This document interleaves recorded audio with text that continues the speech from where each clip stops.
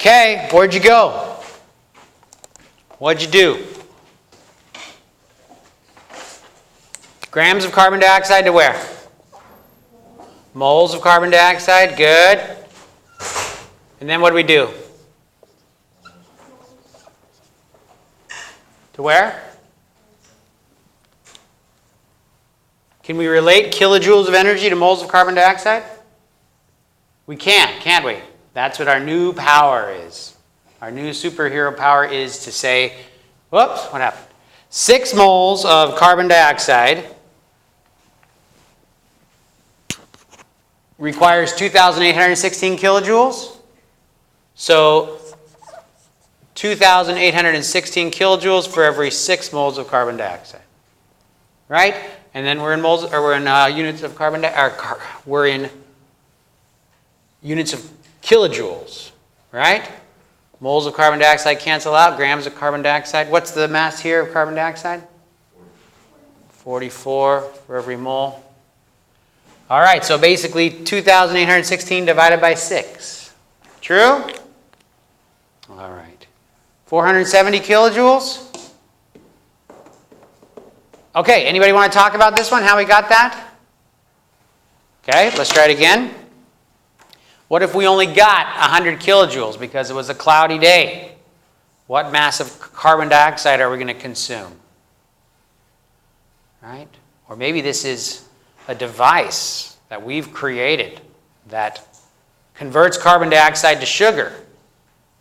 Without a plant, all we need is some solar power.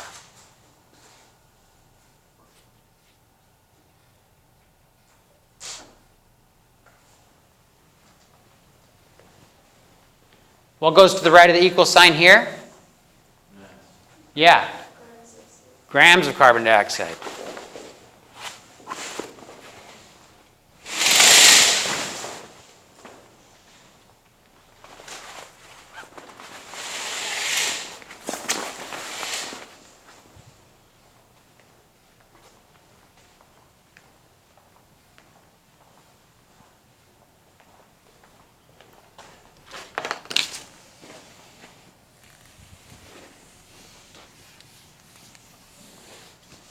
Are you guys helping each other at all, or is it just all independently genius? Grams of carbon dioxide. What are we going to start with? Sure.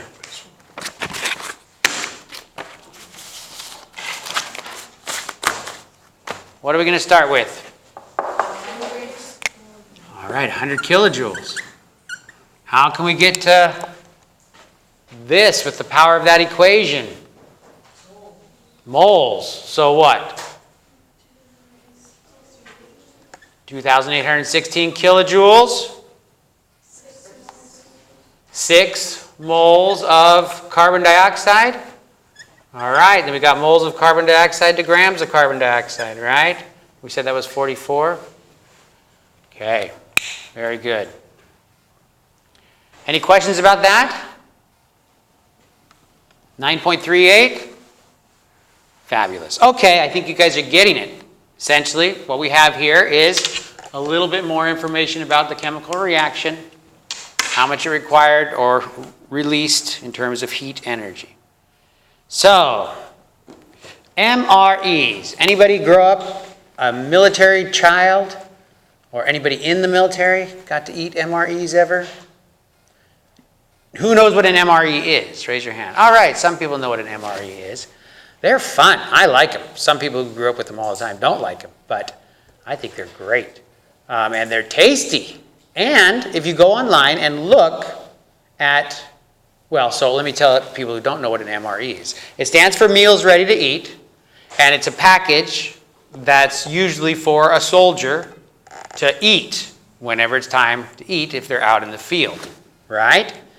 And you can look at different countries' MREs. So different countries have different MREs. And it turns out that there's a pretty good relationship between the quality of the MRE and the amount of freedom that that country actually has, right?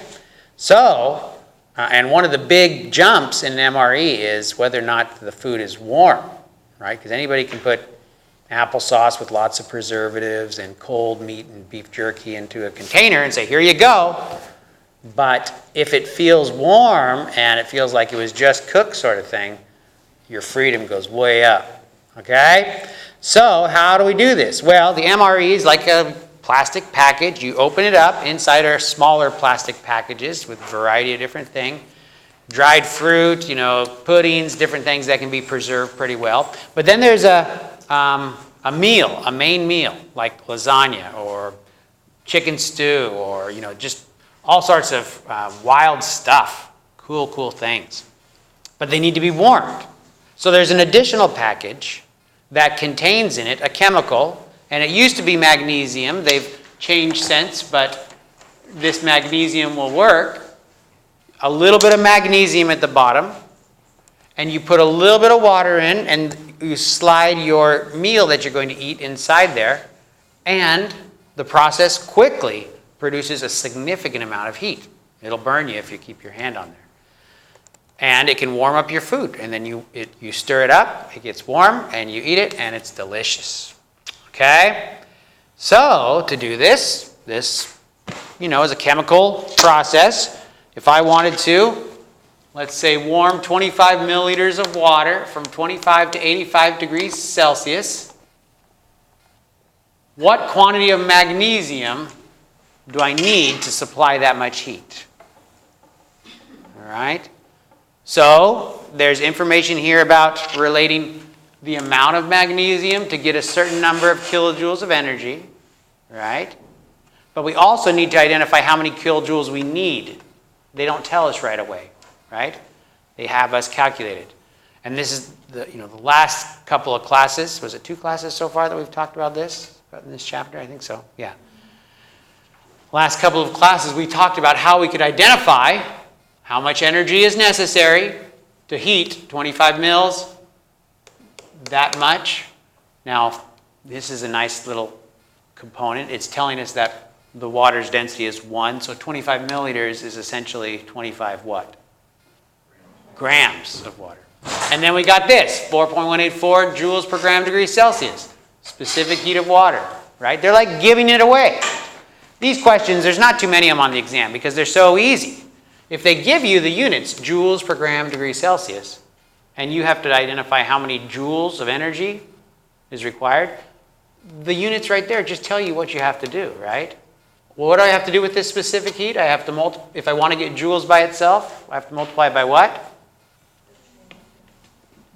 Change in temperature and the grams of water, right? So once you do that, you'll know how much energy you need, how many kilojoules. And then you can use this sort of stuff from this information here, though, to identify how many grams of magnesium you need. Okay? Okay, try it. If you didn't follow our little discussion there, raise your hand. I'll come by and I'll try to help you understand what's going on. See if you can answer this question. First thing we got to do is we have to identify how much energy we really need to do this process.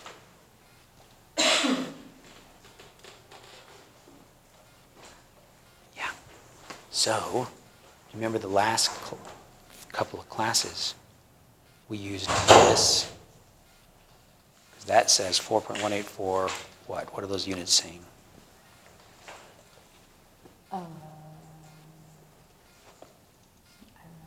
That's 4.184 joules to heat 1 gram of water 1 degree Celsius. Okay? So if we want to do 25 grams of water, you'd multiply that by 25, right? And if you wanted to raise the temperature from 25 to 85, you'd multiply it by that change. Is that 60 or 50 or 60, 20, 85, 8, 2, 4, 6, 7, 8, 3, 4, 5. Yeah, 60, right? Okay, so this is degrees Celsius. It's going to cancel out there. This is grams. So We can convert that to grams because it says it's 1 gram per milliliter, right?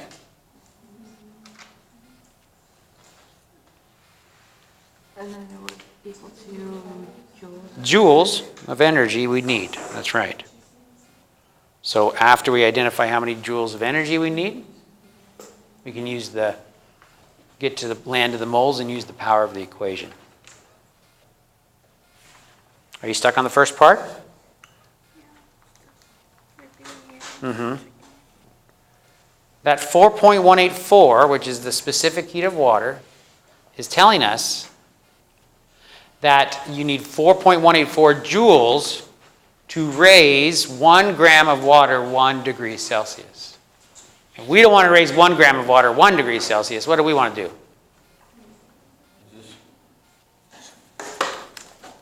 Start off with the joules. So you, okay. Joules to kilojoules, kilojoules to mole to grams. Yeah, that's right. Good job. Does that say, oh, mg, big M. It looks like milligrams. But it's,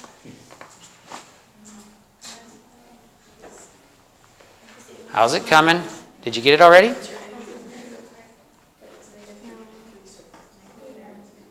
put the 1 gram per milliliter here, right? And then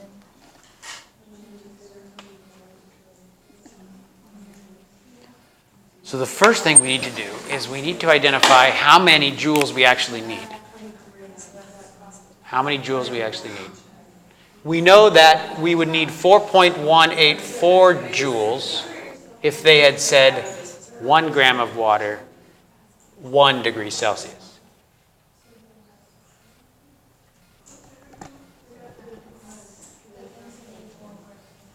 Yeah, yeah. Yeah, so that means there's 25 grams of water, not 1. So we have to multiply this by 25, right? And then we also have to multiply it by what to get it in degrees Celsius? How many degrees Celsius do we want to change it? 60. So we need 60. And then when we multiply these three together, we'll be left in units of joules.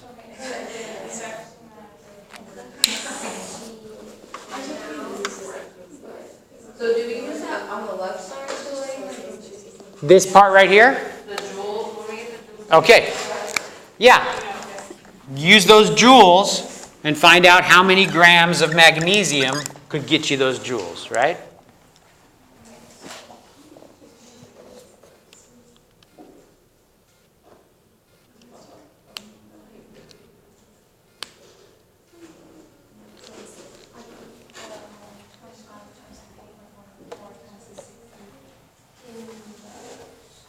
That's fine. Right there. Okay.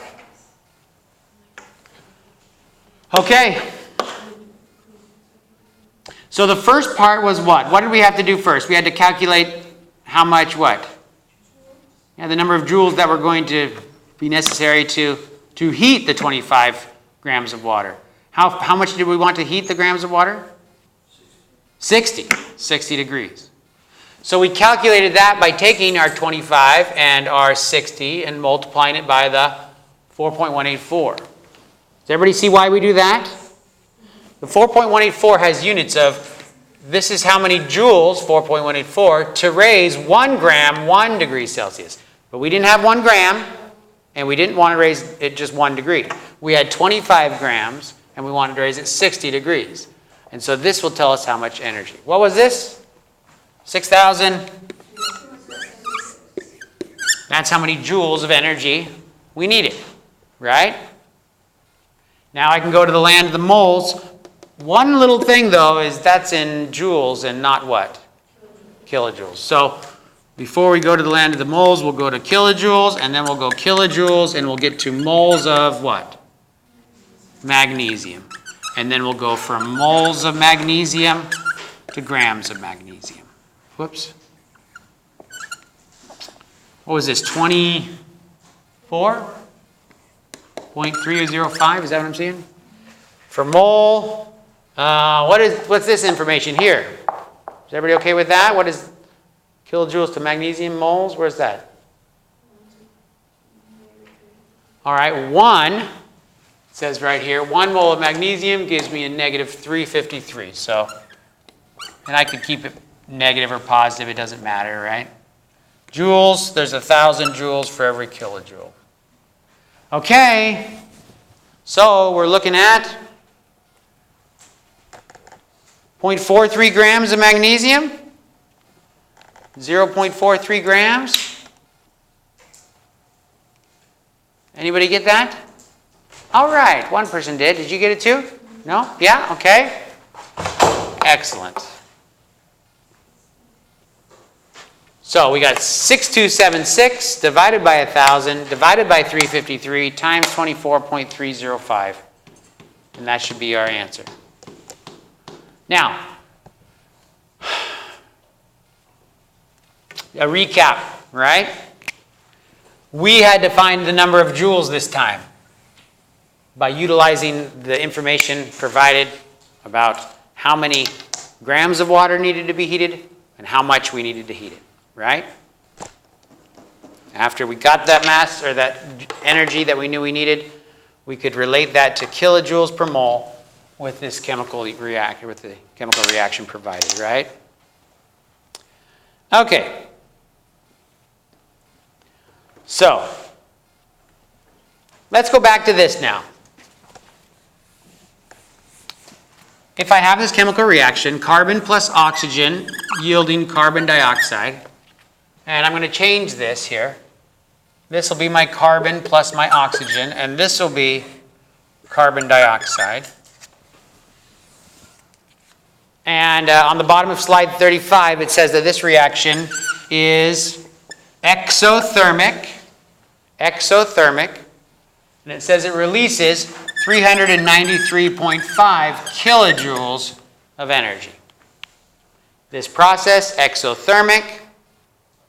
Hopefully, you can also look at this and see that, oh, combining carbon and oxygen gas to make carbon dioxide, the process releases that much energy.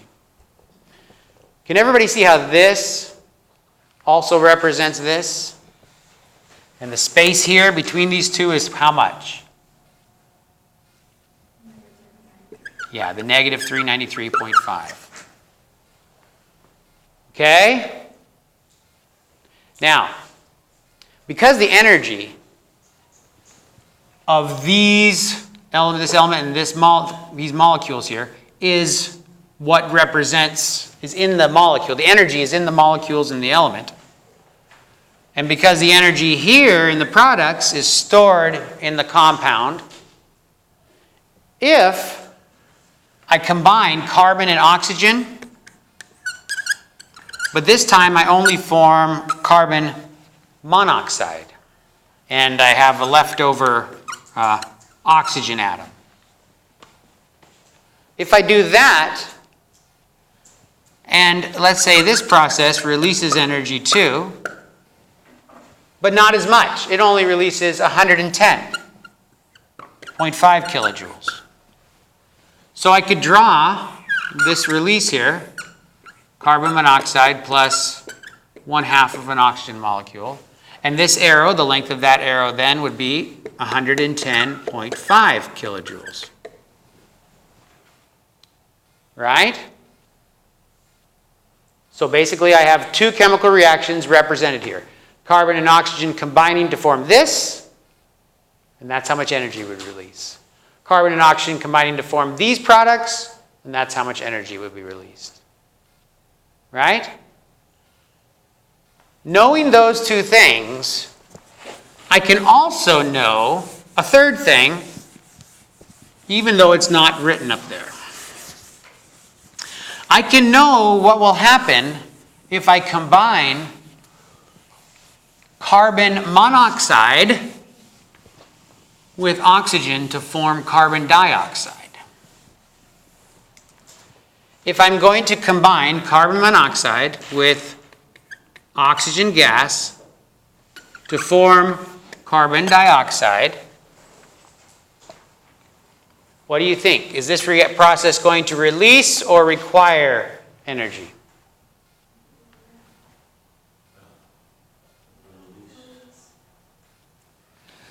Release or require? Release. Release. Do you guys remember that show, Parenthood, what's it called? No. Father of the Bride. Remember that? The dog's chasing him and he knows it's some R word and he keeps saying all these R words. Relent, relax, release. He can't remember what the word is to make the dog stop because it's crazy dog. Anyways, okay. So, delta H, negative, releases energy or requires energy. Well, what we're saying in this reaction here is that these two things are going to react, and what are they going to form? This stuff down here, right? So it has to be that, right? Because the energy that's in the molecules represents the state of the compound, the energy that the compound's at. In fact, they didn't tell us anything about, they told us about these two reactions, but from that I can tell how much energy this process is going to release, right? It's going to be the rest of the way down the hill. So it's going to be final. What's the resting point of this one? Negative 393.5 minus not initial up here, which would kind of be thought of as our zero for this reaction, but up here, which is negative 110. So negative 393.5 final minus initial minus a negative 110.5. So is that going to be a negative value? What is it? What's negative 283? Does it say up there? Negative 283 kilojoules of energy. Okay? So, when we can combine reactions together, like carbon dioxide can either form carbon monoxide or carbon and oxygen can form carbon dioxide or carbon monoxide and oxygen. If it forms carbon monoxide and oxygen, those two could further combine and form carbon dioxide, right? And the sum of these two reactions is the same as carbon combining with oxygen to go right to carbon dioxide. So, that means that if I have two chemical reactions, this one here with a delta H value, and this one here with a delta H value, and I add them together, the delta H's will add up, and the resulting reactants, all on the left, and the products, all on the right, can add up as well. Now, in this process, I had iron oxide and iron oxide on both sides of the equation, right? And I had iron and iron on both sides of the equation. And so I ended up with just this and this as my reactants and just that as a product. Can you see that? And the new delta H will be just the sum of those values. Okay? Another example here. A goes to B, delta H equals negative 200. C goes to D, delta H equals 100, positive 100. What is the delta H for this reaction? What's the delta H for that reaction?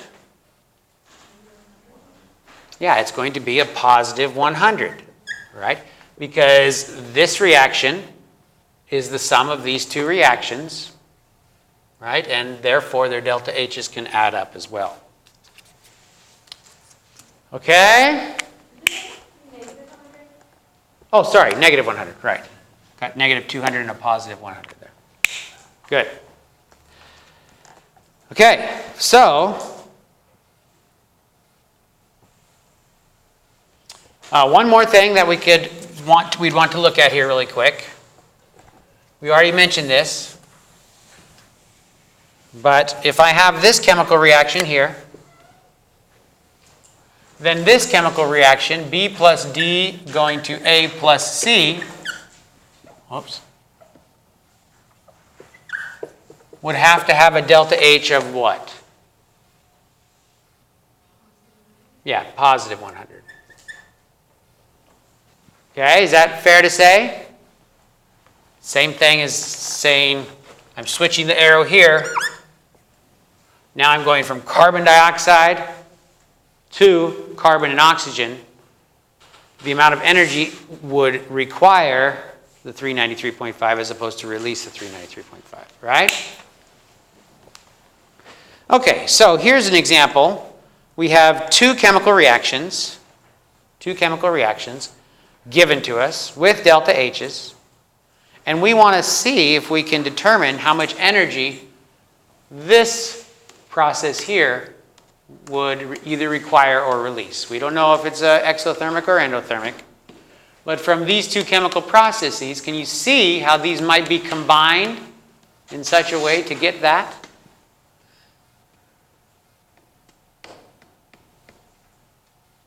This takes a little detective work, right? This first reaction here, N2H4, kind of looks like this one a little bit, right? Except for the N2H4 is what? On the wrong side? Can you see that? If I add these two together, will I get that reaction up there? I won't, will I? Because the N2H4 is on the wrong side. But if I flip this one, it might get me closer. So, if we reverse the first reaction, which will change the sign, then what? Can we just add the second one then? Write it down, see what it looks like. Reversing the first reaction, 2NH3 going to an N2H4 and hydrogen gas. What's the delta H for this process that I've drawn on the board here? A positive 187.8 kilojoules. Okay, good. Now let's see, if I just add the second one, 3H2 plus N2 yielding 2NH3. Is that going to do it for us? The two NH3s would cancel out, right?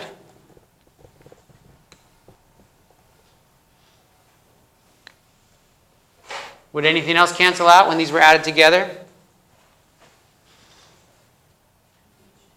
One H2 here and one here. And we'd be left with two H2s plus N2 yielding N2H4. Can you see that? So we flipped the first one. And then we added the second one. And the resulting delta H for this reaction then is going to be what?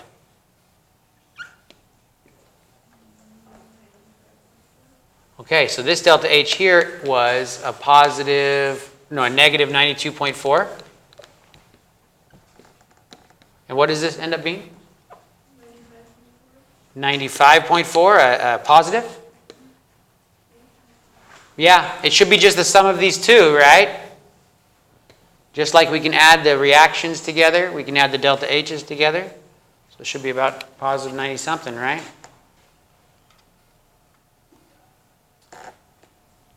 See how that works?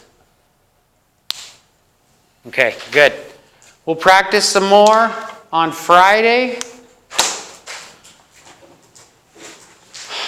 Let's see. This will be chapter 6, and we have maybe a couple more days, maybe just one for chapter 7.